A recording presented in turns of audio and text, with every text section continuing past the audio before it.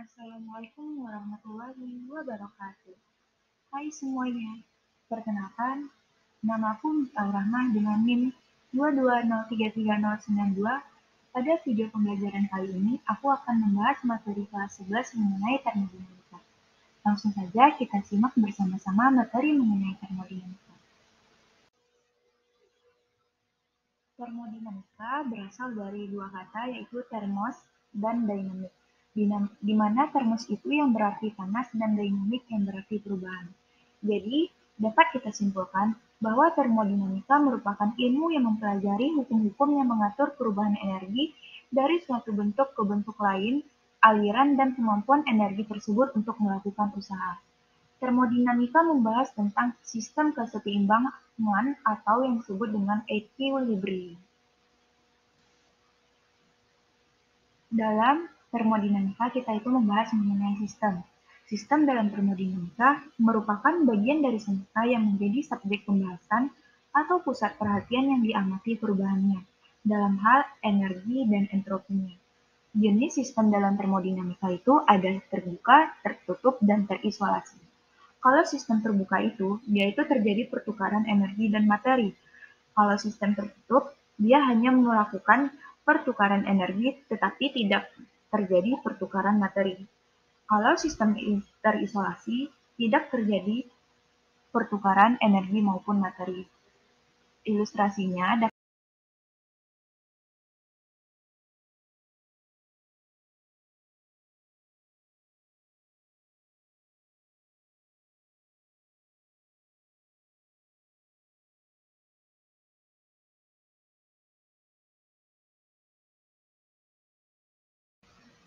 dalam termodinamika terdapat hukum satu termodinamika, di mana bunyi hukum satu termodinamika itu yaitu energi tidak dapat diciptakan ataupun dimusnahkan, namun dapat diubah dari suatu bentuk ke bentuk lainnya, sehingga dapat dirumuskan yaitu delta U sama dengan Q dikurang W, di mana delta U merupakan perubahan total energi internal sistem dalam satuan Joule. Q merupakan jumlah kalor yang dipertukarkan antara sistem dan lingkungan dalam satuan Joule, dan W adalah jumlah usaha sistem dalam satuan Joule.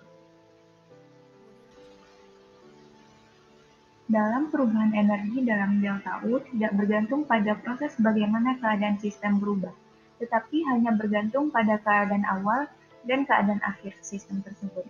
Dalam termodinamika, proses-proses dibedakan atas 4 jenis, yaitu ada proses isobarik, isokorik, isotermal, dan adiabatik. Isobarik itu adalah proses termodinamika yang sistemnya berada pada tekanan yang tetap. Kalau isokorik itu adalah proses termodinamika yang sistemnya berada pada volume konstan. Sedangkan isotermal itu merupakan suhunya sistem akan tetap walaupun tekanan dan volumenya berubah. Dan proses adiabatik itu merupakan proses termodinamika di mana tidak ada panas yang masuk ataupun keluar dari sebuah sistem tersebut. Selanjutnya yaitu ada hukum dua termodinamika. Hukum dua termodinamika ini membahas mengenai arah aliran kalor dan entropi. Kalau arah aliran kalor, hukum dua termodinamika itu berbunyi, kalor mengalir secara spontan atau alamiah dari benda bersuhu tinggi ke benda bersuhu rendah, dan tidak mengalir secara spontan dalam arah kebalikannya. Sedangkan hukum dua termodinamika tentang entropi berbunyi, dalam sebuah sistem tertutup, setiap proses termodinamika akan menghasilkan perubahan entropi lebih besar dari nol untuk proses irreversibel, dan perubahan entropi sama dengan nol untuk proses reversibel. Selanjutnya yaitu mengenai penerapan termodinamika pada mesin uap. Mesin uap adalah jenis mesin termal yang menggunakan uap air untuk menghasilkan energi mekanik. Uap air dipanaskan dan diubah menjadi tenaga mekanik melalui tekanan dan perputaran turbo. Mesin uap ini telah digunakan sejak awal revolusi industri dan menjadi salah satu inovasi teknologi yang penting dalam sejarah manusia. Dapat kita lihat dalam animasi berikut.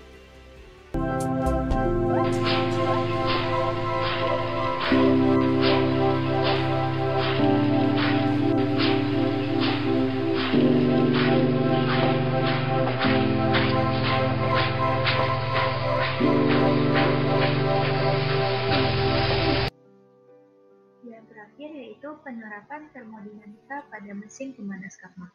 Mesin pemanas Carnot adalah mesin thermal ideal teoretis yang bekerja pada siklus Carnot.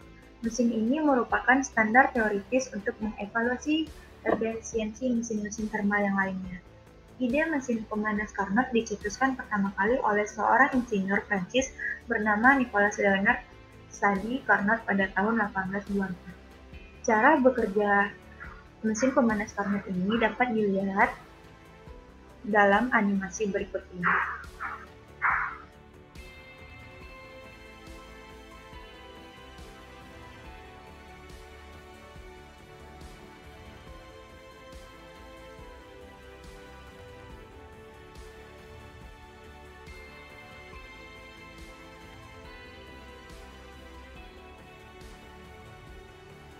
Contoh soal termodinamika yaitu suatu mesin kalor menghasilkan usaha 2000 Joule dan membuang kalor sebanyak 500 Joule dalam satu siklus efisiensi mesin tersebut adalah yaitu tadi diketahui usaha yang dihasilkan mesin atau W yaitu 2000 Joule. Kalor yang dibuang atau L yaitu 5000 Joule. Kalor yang diserap atau CH sama dengan 2000 ditambah 5000, itu jumlahnya 7000 Joule. Yang ditanya efisiensi mesin kalor atau E. Jadi rumus efisiensi ini adalah W sama E sama dengan W per QH. Di mana W yang tadi kita dapatkan yaitu 2000 Joule dan QH yang kita dapatkan yaitu 7000. Jadi 2000 dibagi 7000 itu dapatnya 0,286. Dipresentasikan menjadi 28,6%. Sehingga efisiensi mesin kalornya yaitu 28,6%. Sekian video pembelajaran mengenai materi termodinamika. Sampai jumpa di lain waktu. Assalamualaikum warahmatullahi wabarakatuh.